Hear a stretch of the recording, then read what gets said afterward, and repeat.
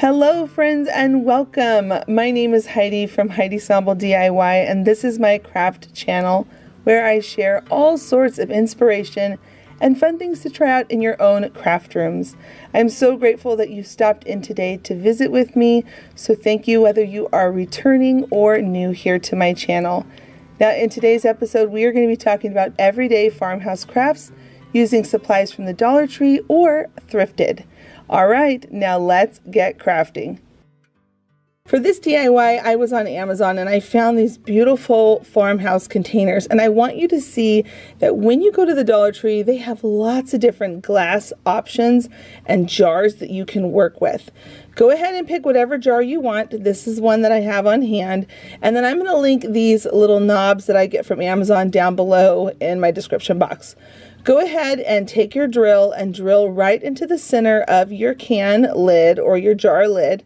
Take your time so that you don't, number one, hurt your table, and number two, hurt yourself.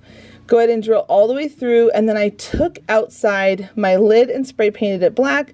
My jar I spray painted it white, and then I added some washers onto that screw because it was a little too long. Added some hot glue up into the knob itself and tightened it. Now at this point we're going to go ahead and bring in that rustic farmhouse look. You can always skip this part if this rustic look is not for you, but I just think it looks so pretty and we're going for that antique farmhouse look with this one. So go ahead and rough up your glass jar with some sandpaper.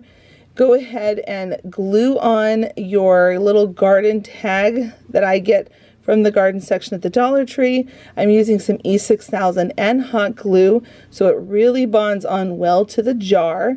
And then go ahead and dust off that brown paint and cinnamon once it's all nice and dry. Touch up any of that rust look if it's a little too much for you. I just come back in with some brown paint and pat right on top and rub it into that cinnamon, and it really gives it a realistic rust look. Then go ahead and put the lid on and you've got yourself a rustic antique farmhouse jar.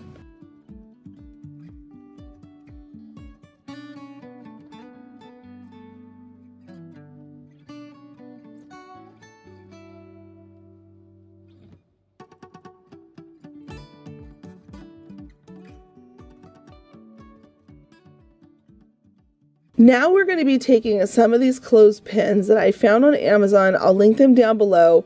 I love them because they have a vintage style to them. Some of these safety pins and a whole bunch of fabric.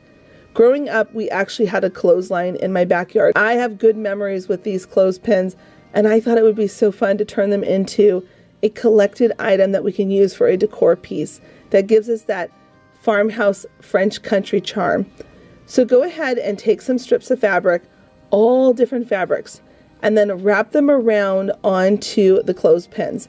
Now fabric shops back in the day would have things like this so you can sample the fabrics and look at them, and that's what it reminds me of.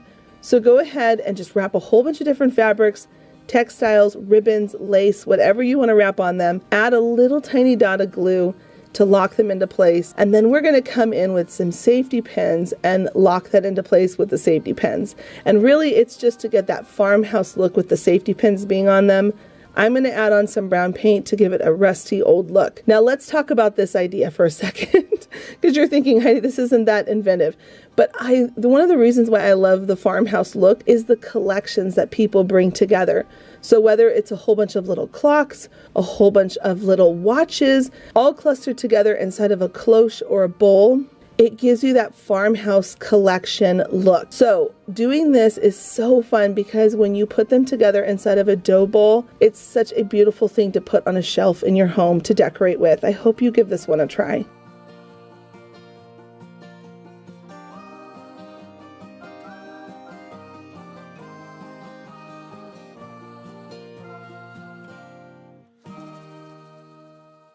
I love containers like this for parties, but I did not want to spend $33.99 for this. So I headed to the Dollar Tree.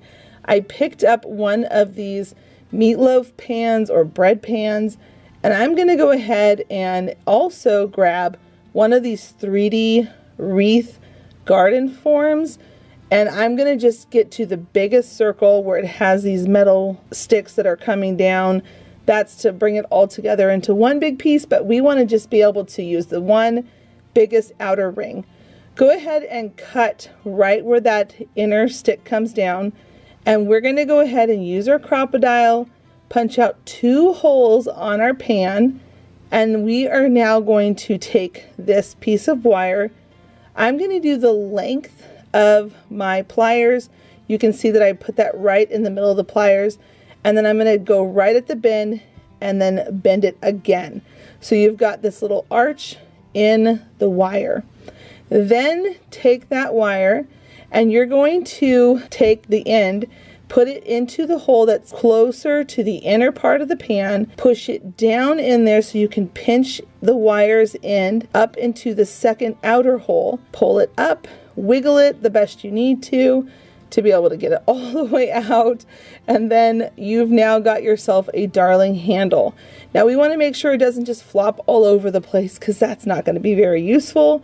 So we're now going to just take our pliers again, we're going to bend down and start coiling it around the handle piece. And I just like to just keep coiling as tight as I can and working with it until I get it all the way to the very end. You could stop once you go once around, but I like to try to get it as tight as I can.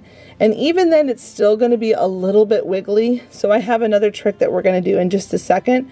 But you're going to see here that I'm just wrapping it as tightly as I can around until I get all the way to the end of that piece. Once I do, flip it over and add some hot glue onto the bottom. This is really going to lock it into place, but you're going to need to hold it for about a minute or two while that hot glue dries and locks it into place. Now we're going to move on to that brown paint and cinnamon. I just love how this looks. And I'm just going to continue that all the way around the pan in the spots that I want it to. Now you can see that against the black it's really standing out.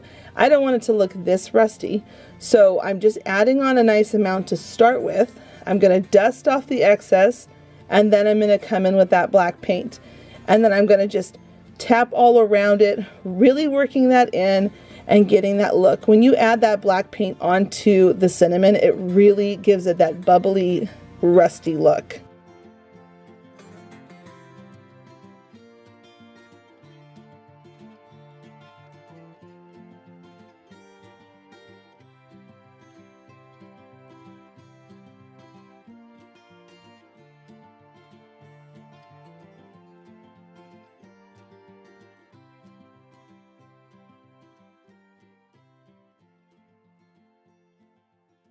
Honestly, this is my all-time favorite glass jar at the Dollar Tree.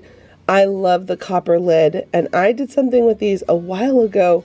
We're going to do something different for this episode, for this video. I am taking these jars, I took them outside, I spray painted them the moss green from Rust-Oleum, and after they were dry, we're going to go ahead and sand it to bring out the texture of that glass. I love that grid crisscross pattern.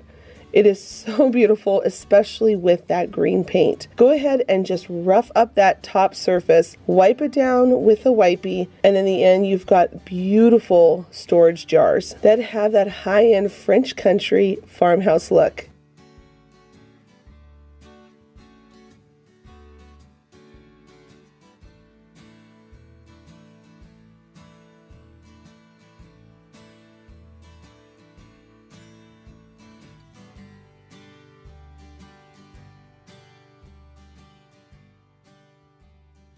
I thought these were so beautiful from Antique Farmhouse, but again, the biggest one was $42. There's no way. I don't want to pay that price. So I found this beautiful candle stem, this metal round corrugated plate, and this mesh wire trash can or basket, whatever we want to call it. I think it's a basket. The bigger one at the Dollar Tree is the trash can for sure. Add on your E6000 and your hot glue, and here's just a tip.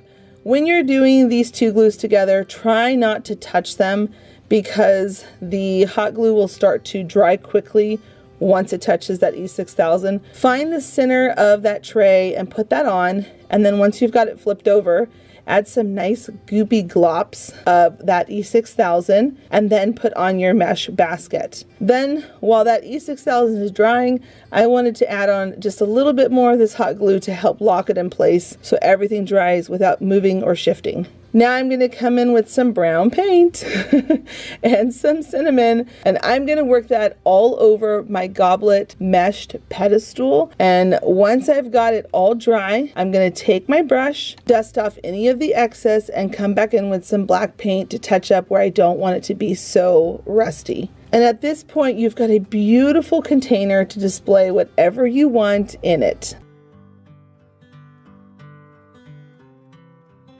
I love creating a beautiful home out of budget-friendly items to work with, whether it's from the Dollar Tree or a thrifted item, or maybe even making over something you already had in your home and it just needed a facelift.